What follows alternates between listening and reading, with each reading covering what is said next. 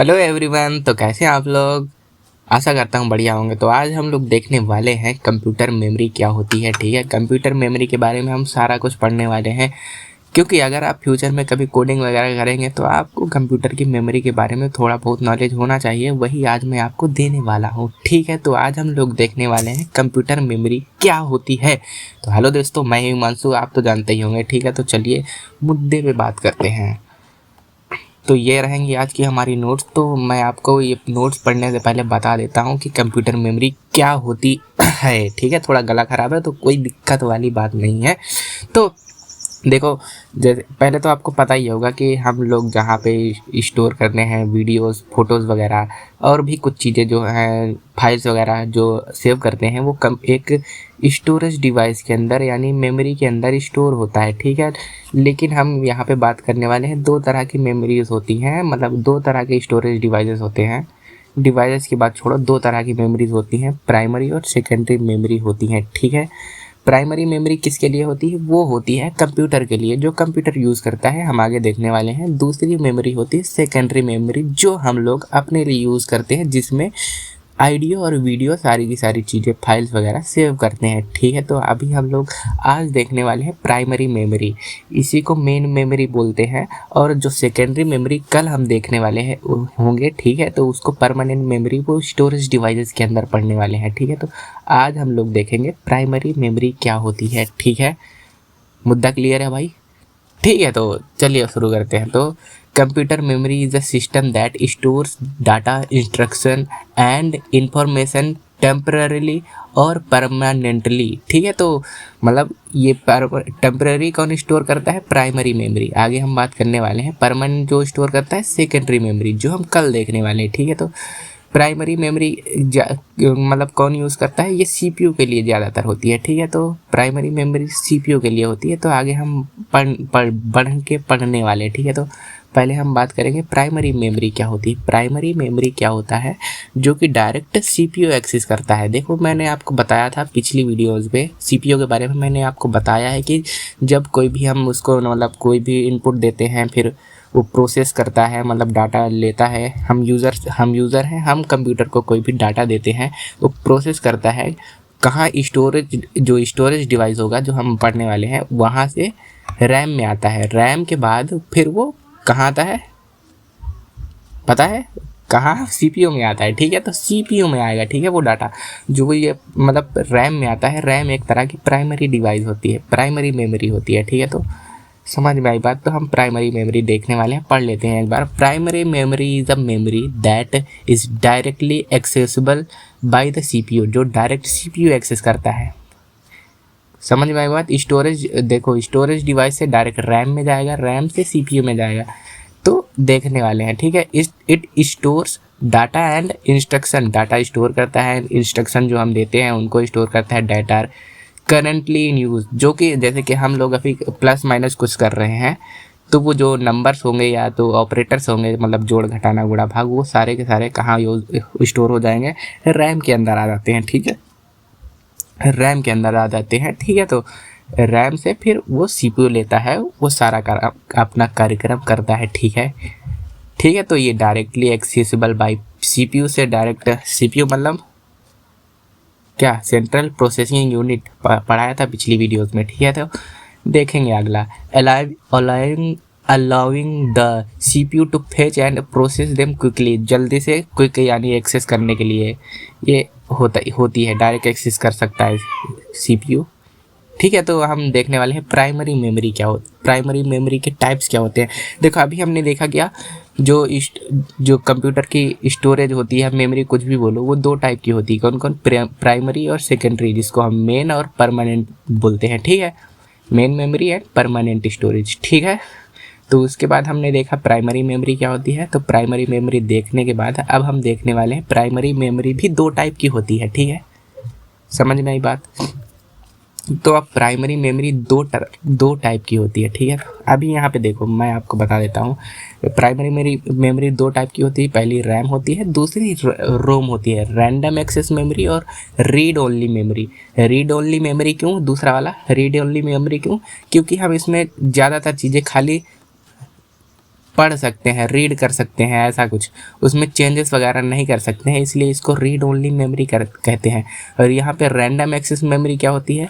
Random access memory होता है मतलब कि ये टेम्परली डाटा को स्टोर करता है, लाइट कटा हो जाती है तो इसका डाटा गायब हो जाता है, ख़त्म हो जाता है। तो अभी हम पढ़ेंगे रैम क्या होता है। तो रैम क्या होता है, देखो इसका फुल फॉर्म होता है रैंडम एक्सेस मेमोरी, ठीक है। तो ये एक वोलाटाइल डिवाइस है, वोलाटाइल मेमोरी है। मतलब जैसे कि अगर आप मतलब कोई काम कर रहे हैं, अगर कंप्यूटर की सप्लाई यानी पावर सप्लाई कट जाएगी तो जो भी इसके अंदर डाटा स्टोर हुआ होगा वो सारा का सारा ख़त्म हो जाता है, इसलिए इसको प्राइमरी और मेन मेमोरी बोलते हैं। लेकिन ये क्या होता है, वोलाटाइल होता है, पावर कट तो पूरा डाटा गायब। और जो सेकेंडरी डिवाइस सेकेंडरी मेमोरी होती है उसमें क्या होता है, पावर कट होने के बाद भी डाटा स्टोर रहता है, लेकिन इसमें नहीं रहता है, ठीक है। तो आगे बात करते हैं। तो इसका फंक्शन क्या होता है, ये टेम्परली स्टोर करता है कोई डाटा। जैसे कि सीपीयू को कुछ काम करना है तो वो जो कोई भी हम इंस्ट्रक्शन प्रोग्राम लिखते हैं, ठीक है, तो उसके बाद वो जो एग्जीक्यूट होने के लिए सीपीयू में जाता है तो उससे पहले वो मेमोरी में रहता है। ये सारी की सारी बड़ी चीज़ें हैं, लेकिन मेमोरी से फिर रैम में आता है, रैम के बाद फिर उसको सीपीयू एक्सेस करता है, ठीक है। तो वो वहाँ तक अभी आप मत जाइए, ठीक है। तो मैं आपको बताता हूँ, जो जैसे कि हम आसान भाषा में समझेंगे, जोड़ घटाना गुणा भाग करना है तो जो सारे के सारे ऑपरेटर होंगे या नंबर्स होंगे वो रैम के अंदर आ जाएंगे। फिर उसके बाद सीपीयू जो रहेगा उसको पूरा काम करता है, उसके ऊपर काम करता है। फिर जब काम हो जाता है तो ये मेमोरी खाली हो जाती है, अपने आप खाली हो जाती है, ठीक है। समझ में आई बात? समझ में आई होगी, ठीक है। मतलब जो अब जिस प्रोग्राम पे काम हो रहा है वो इसके अंदर आता है। जैसे कि मैं आपको दिखा देता हूँ, यहाँ पे मैं जैसे कि यहाँ पे टास्क मैनेजर मैंने खोला, मैंने कंट्रोल शिफ्ट और एस्केप बटन दबाई थी, ठीक है। तो उसके बाद ये खुल गया। यहाँ पे देखो ये ढेर सारे प्रोसेस चल रहे हैं। उसके बाद यहाँ पे देखो ये यहाँ पे परफॉर्मेंस में मैं जाऊँगा और यहाँ पे देखो मेमोरी, मेरी मेमोरी मतलब मेरा 8 GB का सिस्टम है, 8 GB रैम है मेरे इस डिवाइस में। तो यहाँ पे देखो कुछ रैम खा रहा है। यहाँ पे प्रोसेस में देखो, प्रोसेस में ये जो मेमोरी हो रही है ये सारे के सारे मैं यहाँ पे चलाया हूँ, गूगल क्रोम और ओबीएस स्टूडियो, ये सारे के सारे। तो ये अभी कुछ स्टोरेज यानी 66% जो मेमोरी है खा रहे हैं। जब मैं इनको बंद कर दूंगा ये प्रोग्राम्स को तो ये सारी की सारी मेमोरी अपने आप खाली हो जाएगी, ठीक है। तो यही है, वहाँ पे मैंने बताया है कि जब तक काम रहेगा तब तक यहाँ पे वो सारा का सारा डाटा मतलब वो भरी रहेगी सारी की मेमोरी, जब वो उसका काम ख़त्म तो वो हट जाएगा, ठीक है। तो इसका मतलब ये है, तो यही इसका फंक्शन होता है, ठीक है। तो एक्सेस स्पीड वेरी फास्ट होता है, बहुत ही फास्ट होता है। कि हार्ड डिस्क हम आगे भी बात करेंगे, हार्ड डिस्क से फास्ट होता है, ये जो इसकी स्पीड होती है बहुत ही फास्ट होती है। एसएसडी रैम एसएसडी से भी फास्ट होता है, ठीक है। तो बहुत ही फास्ट होती है। इसके ऊपर हम रीड एंड राइट कर सकते हैं, चेंजेस कर सकते हैं, ठीक है। तो रैंडम एक्सेस मेमोरी के ऊपर हम रीड एंड राइट कर सकते हैं, कुछ भी चेंजेस करने हो फाइल्स वगैरह में ये सब हो सकता है। लेकिन जो रोम होती है उसमें नहीं होता है, ठीक है। तो रोम हम आगे बात करेंगे। तो use help CPU work faster bye storing active task. तो मैंने आपको बता दिया जो एक्टिव टास्क रहेंगे वो इसके अंदर स्टोर हो जाएंगे, तो फिर सीपीयू जल्दी जल्दी काम करके हटा देगा, ठीक है। समझ में आई बात?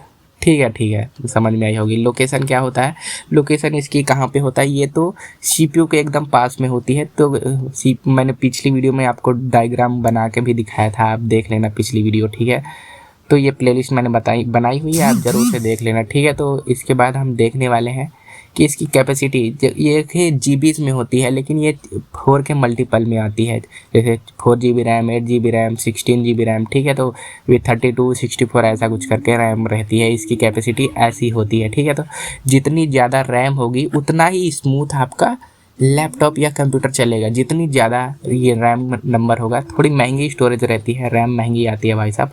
तो जितना ज़्यादा रैम रहेगा उतना स्मूथ आपका कंप्यूटर चलेगा, ठीक है। तो जितना ज़्यादा रैम रहेगा उतनी बढ़िया मल्टीटास्किंग, मतलब ढेर सारे गाने सुन सकेंगे और भी चीज़ें एक साथ कर सकेंगे, तो ठीक है। तो मैंने आपको बता दिया रैम क्या होती है। तो टाइप्स ऑफ रैम मैं बात करूँगा कि रैम के टाइप्स क्या होते हैं। एक होती है डायनामिक रैम, एक होती है स्टैटिक रैम। स्टैटिक रैम क्या होती है, कैसे मेमोरी कैसे मेमोरी है इसका यूज़ करती है, जो कैसे मेमोरी हम आगे बात करने वाले हैं। कैसे में इसका यूज़ होता है कि ये बहुत ही ज़्यादा बड़ी मेमोरी नहीं होती, छोटी मेमोरी होती है, स्टैटिक रैम होती है। तो इसमें ये सीपीयू से बहुत ही जल्दी इंटरेक्ट करके बहुत ही जल्दी टास्क कर देती है। मैं आगे बात करने वाला हूँ इसके बारे में। अभी हम बात करेंगे डायनामिक रैम के बारे में। डायनामिक रैम क्या होती है, थोड़ा स्लो होती है स्टैटिक रैम से और सस्ती भी आती है उससे, और ये मतलब ये बार बार रिफ्रेश होना इसको पड़ता है, क्योंकि देखो ये इसके अंदर जो ये रैम बनी रहती है इसके अंदर कैपेसिटर्स का यूज़ होता है। जो ये स्टैटिक रैम रहती है इसमें बैटरी टाइप का रजिस्टर्स लगे रहते हैं, तो इसमें बार बार रिफ्रेश होने की ज़रूरत नहीं पड़ती। ये बार बार रिफ्रेश होगा, मतलब बार बार पावर कंज्यूम करेगा, ठीक है। तो मतलब कैपेसिटर आपने अगर पढ़ा होगा क्लास 12 में, अगर पढ़े होंगे तो कोई दिक्कत वाली बात नहीं पढ़े तो वो कैपेसिटर क्या रहता है, थोड़ी देर के लिए चार्ज होता है, उसके बाद उसकी जो बैटरी रहती है वो ख़त्म हो जाती है। समझ में आई बात। तो उसके बाद उसको पावर सप्लाई की ज़रूरत पड़ती है, तो वो एक बार रिफ्रेश होता है। तो ऐसे कुछ बात है, ठीक है। तो समझ में आई बात। डायनामिक रैम क्या होती है, फुल फॉर्म आप बात करना, मतलब फुल फॉर्म आप याद रखो, इसकी ज़रूरत नहीं है। मैंने आपको जो बताया वो तो एक्स्ट्रा नॉलेज थी, ठीक है। ठीक है, तो अभी बात करने वाले हैं रोम के बारे में। रोम क्या होती है, रीड ओनली मेमोरी, जो कि हम खाली रीड कर सकते हैं। तो मैं आपको पहले दिखा देता हूँ पिक्चर। मैंने रैम की पिक्चर नहीं दिखाई थी, उप्स, थोड़ा नेटवर्क स्लो है भाई।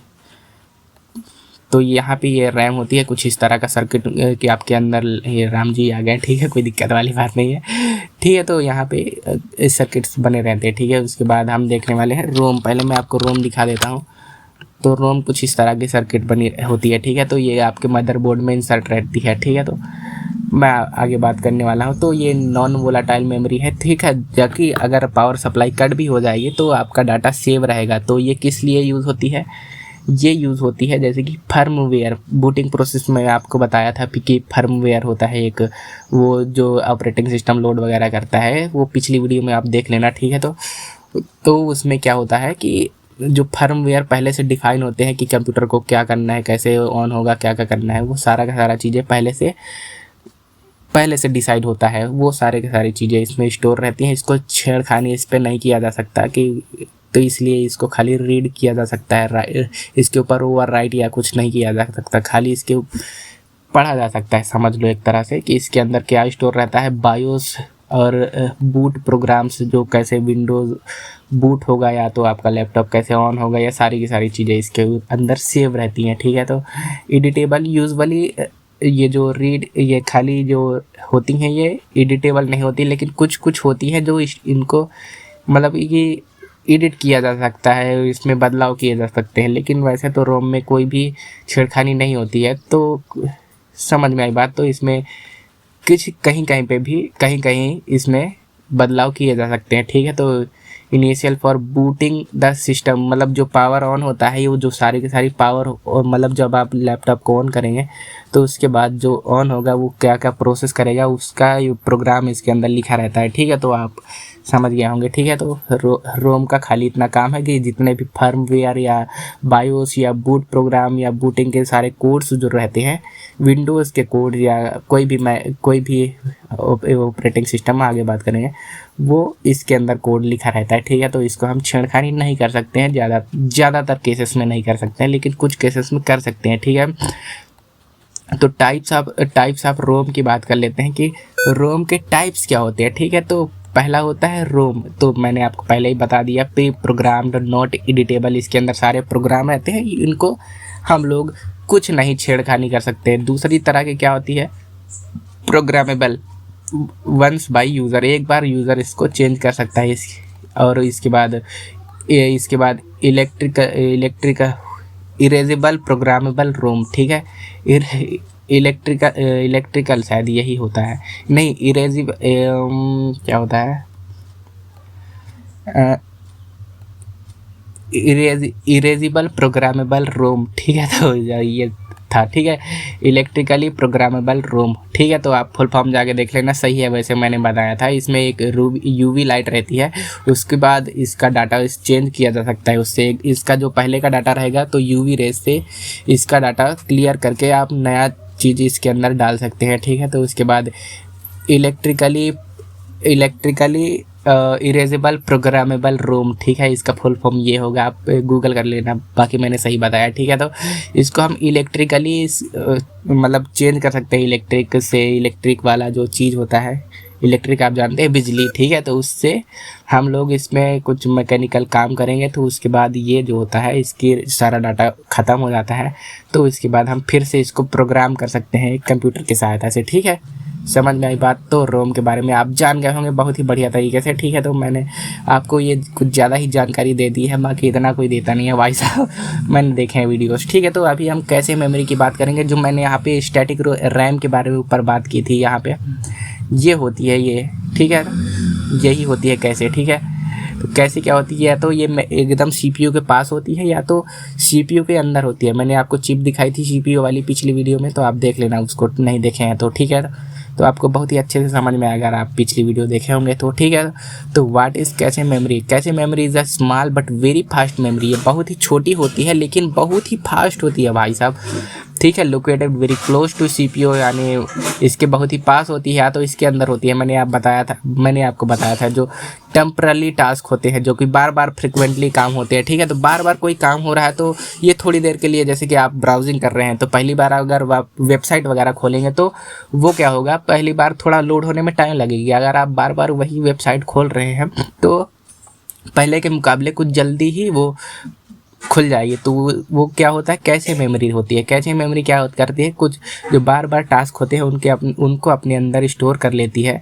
फिर उसके बाद उस जो सीपीयू रहेगा तो उसको ज़्यादा बार बार रैम के पास नहीं जाना पड़ेगा। तो ये क्या होता है, रैम और सीपीयू के बीच में रहती है मेमोरी, तो आपको रैम में बार बार नहीं जाना पड़ेगा। तो ये एक इस तरह की मेमोरी है कि आपको एक फास्ट एक्सपीरियंस देती है, कि यूज़र को बढ़िया एक्सपीरियंस मिले, बहुत ही जल्दी से काम हो जाए, तो उसके लिए कैसी मेमोरी होती है, ठीक है। तो मैंने बता दिया कि जो बार बार काम होते हैं उनको पढ़ लेना आप डेफिनेशन, ठीक है। तो कुछ देर के लिए वो सेव कर लेता है, तो जो बार बार के काम होते हैं, ठीक है। तो मैं कैशे मेमोरी बता देता हूँ, इसके फीचर्स ऑफ कैशे मेमोरी क्या होती है। Speed faster than RAM, RAM से बहुत ही फास्ट होती है, ठीक है। तो मैंने आपको बताया था डायनेमिक और स्टैटिक रैम में, स्टैटिक रैम यहाँ पे यूज़ होती है, तो ये बहुत ही फास्ट होती है। ये इसकी स्टोरेज ज़्यादा नहीं होती है, बहुत ही कॉस्टली होती है, बहुत ही महंगी होती है, एमबीज़ में होती है। जैसे कि रैम होती है जीबीज़ में होती है, जीबी गीगाबाइट, ये सारी की सारी टर्म में आगे बात करूँगा, ठीक है। तो ये एमबीज़ में होती है, KB to MB होती है, ठीक है। मेगाबाइट फुल फॉर्म होता है इसका, ठीक है। तो speed faster than RAM, almost as fast as the CPU, एकदम सीपीयू के स्पीड का होता है थोड़ा बहुत, ठीक है। उसके बाद साइज़ की बात करें, मच स्मॉलर देन रैम, बहुत ही छोटा होता है, बहुत ही छोटा होता है इसका मतलब स्टोरेज बहुत ही छोटी होती है। वोलेटाइल, यस ये बहुत वोलेटाइल होती है। लाइट कट मतलब पावर कट, इसका डाटा भी कट, ठीक है, समझ में आई बात। फिर उसके बाद purpose to improve quick access to important data and instruction for CPU, बहुत ही जल्दी के काम है तो उसके लिए इसका यूज़ करना होता है, ठीक है। तो ये इसके टाइप्स कितने होते हैं, ये पहले तो 3 लेवल्स के होते हैं। मैं आपको दिखा देता हूँ मेरे में कितने लेवल हैं भाई। खुल जा सिम खुल गई भाई। परफॉर्मेंस जाएंगे, सीपीयू में आप जाएंगे, यहाँ में मैं थोड़ा बड़ा कर लेता हूँ इसको। यहाँ पे देखिए कहाँ गया, हाँ यहाँ पे दिख रहा है L1 कैसे, L2 कैसे, L3 कैसे, ये KB में है, फिर 1 MB, फिर 8 MB, ठीक है। दिखा आपको पहली बात तो, ठीक है। तो मैं आपको बता देता हूँ कि ये बहुत ही L1 वाली जो होती है वो बहुत ही फास्ट होती है। L1 वाली जो कैसे होती है वो बहुत ही फास्ट होती है, लेकिन ये KBs में होती है, 2 to 128 KB होती है। तो quick access to immediate CPU instruction, तो मतलब कुछ देर के लिए डाटा सेव कर, मतलब कोई भी काम हमको जल्दी से करना है, कैलकुलेट करना है 2 नंबर्स को, मतलब जोड़ना घटाना गुणा भागे, तो जल्दी से इसके अंदर सेव हो जाते हैं, फिर जल्दी से CPU उसको आउटपुट दे देता है, ठीक है। तो इसके बाद ये लेवल 2 होता है। लेवल 2 क्या होता है कि जब अगर आपको यहाँ पे जो डाटा रहता है मतलब ये जो L1 कैशे में नहीं रहेगा तो वो L2 कैशे में जाके देखेगा। L2 कैशे में जो डाटा नहीं रहेगा, जैसे नंबर हम ऐड कर रहे हैं इसमें नहीं रहेंगे तो इसमें देखेगा। L3 फिर उसके बाद L3 में देखेगा।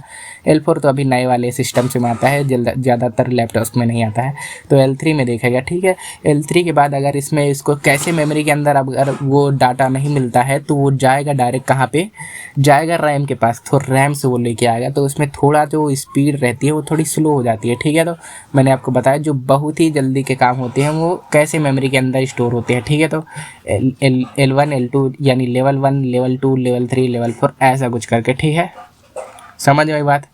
बाकी आप पढ़ लेना एक बार अच्छे से। ठीक है, तो मैंने आपको पूरी चीज़ें अच्छे से बता दी। ठीक है भाई, कैसे memory is important, it reduce to need the CPU to access slower RAM repeatedly. क्या लिखा है, रिपीटेडली। सॉरी, मेरी इंग्लिश थोड़ी कमज़ोर है, कोई दिक्कत वाली बात नहीं है। ठीक है, तो बार बार रैम के पास CPU नहीं जाता है। अगर कैसे मेमोरी के अंदर उसको वो डाटा मिल जाता है, वो जल्दी से एग्जीक्यूट करके निकाल देता है, मतलब जल्दी से काम करके दे देता है। ठीक है, तो इससे क्या होता है, यूज़र का एक्सपीरियंस बहुत ही बढ़िया रहता है। ठीक है, helps the CPU perform faster reducing. वही सारी चीज़ें मैंने आपको बताया कि बार बार रैम के पास नहीं जाएगा, एग्जीक्यूशन टाइम रहेगा वो बहुत ही जल्दी हो जाएगा, बहुत ही कम हो जाएगा। ठीक है, इम्प्रूव सिस्टम परफॉर्मेंस बहुत ही अच्छी कर देगा। मतलब अगर आपके पास लैपटॉप है बहुत स्लो है तो आप उसको हटा देंगे, भाई बहुत ही बेकार है, रद्दी है, ऐसा बोलेंगे। अगर वही काम बहुत ही जल्दी हो जाएगा तो आपको बहुत ही आनंद मिलेगा। ठीक है, तो मैंने आपको बता दिया कि ये क्या होता है, सिस्टम परफॉर्मेंस को बूस्ट करता है। ठीक है, तो बहुत ही इंपॉर्टेंट चीज़ है ये कैशे मेमोरी। ठीक है, तो उसके बाद हम बात करेंगे वर्चुअल मेमोरी के बारे में।